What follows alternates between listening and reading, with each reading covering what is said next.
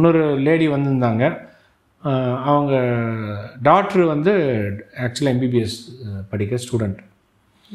அவங்களுக்கு ஹைடாட்டிக் டிசீஸ் இருக்குதுன்னு நாங்கள் அல்ட்ராசவுண்ட் ஸ்கேன் பண்ணி கண்டுபிடிச்சோம்.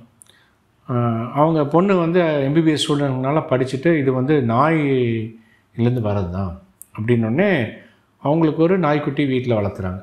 ரொம்ப ரொம்ப க்ளோஸ் அந்த அம்மா வந்து அழுகுறாங்க.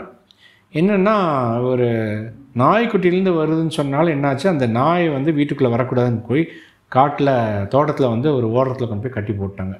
இத்தனை நாள் நாய் வந்து வீட்டுக்குள்ளே அவங்க கூட தான் இருந்திருக்கு. இப்போ வந்து நாய் வந்து பக்கத்தில் நெருங்கிடாமல் பண்ணிட்டாங்கன்னு சொல்லி அந்த அம்மாவுக்கு வந்து இந்த ஹைடாட்டிட் பற்றி கூட கவலை இல்லை. நாய்க்குட்டி வந்து என்னோடய நாய்க்குட்டியை அவ்வளோ பாசமாக இருக்க நாய்க்குட்டியை என்கிட்ட வர விடாமல் பண்ணிட்டாங்க டாக்டர் அப்படின்னு அழுது.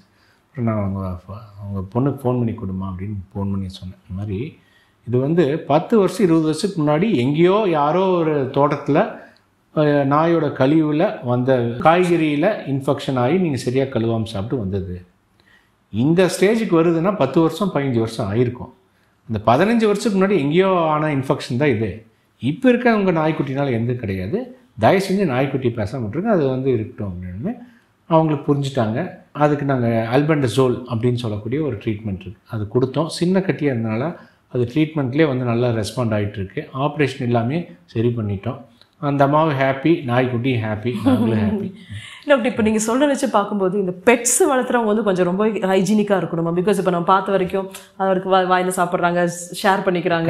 கண்டிப்பாக நம்ம வந்து பெட்ஸ்லேருந்து வரக்கூடிய வியாதிகள் இருக்குது. அதில் வந்து லிவர் சம்மந்தப்பட்ட வியாதி வந்து இந்த ஹைடாட்டிசஸ்ன்னு சொல்லக்கூடிய அந்த வியாதி வந்து பெட்ஸ்லேருந்து அந்த கழிவுலேருந்து நமக்கு ப்ராப்பராக வந்து கையெல்லாம் கழுவாமல் சாப்பிட்டா அது மாதிரி வரலாம். பட் இப்போ வந்து அந்த வியாதிகள்லாம் ரொம்ப ரொம்ப ரேர் ஆயிடுச்சு, அவ்வளோ ஒன்றும் வரதில்லை. பொதுவாக வந்து அது அப்படியே வந்து அந்த பெட்ஸ்லேருந்து வரக்கூடிய இந்த ஹைடாட்டிட் மாதிரி வியாதிகள் வந்தாலும் அதெல்லாம் வந்து 10 வருஷம் 15 வருஷம் ஆகும் நமக்கு வந்து தெரிய வரக்கு. அதனால் வந்து நம்ம அசால்ட்டாகவும் கேஷுவலாகவும் இருந்துடக்கூடாது.